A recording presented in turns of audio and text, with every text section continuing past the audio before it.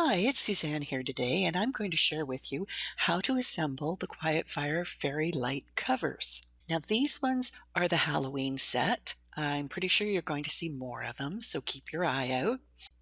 I'm going to assume that you've already cut out the design and you've folded up all the perforated score lines. So I'm going to open this to the inside, and those pieces that you've cut from vellum, we're going to adhere to the inside, and I just use 4 micro glue dots. They're added in each corner.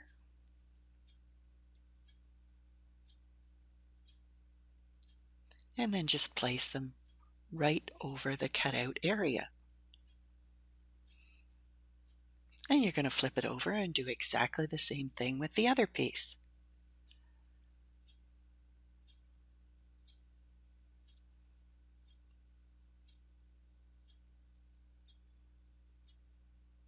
Okay, that's all done.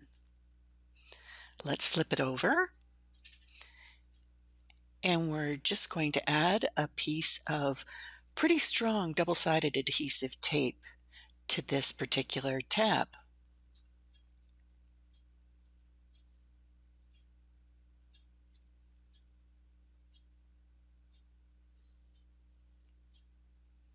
You want it pretty strong because you don't want it falling apart. This will still allow it to fold flat for shipping and for storage because you can use these again.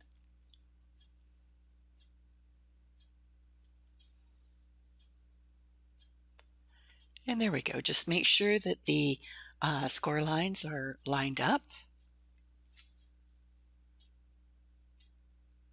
There we go. See, this is how it would fold flat for storage. And then the only thing you have to do is fold the side flaps in.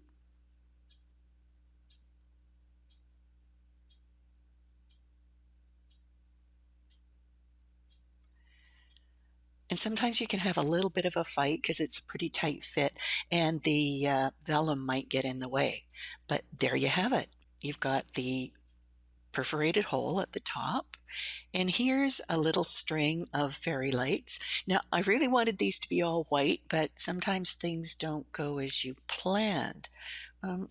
One should read the package, not just look at the picture.